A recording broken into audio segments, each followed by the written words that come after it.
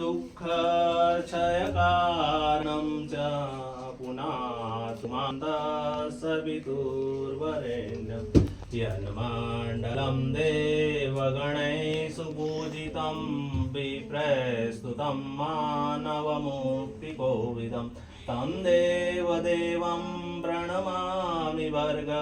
पुनातु मान्तः सवितुर्वरेण्यं यन्मण्डलं ज्ञानगणत्वगम्यं त्रैलोक्यपूज्यं त्रिगुणात्मरूपं समस्ततेजोमय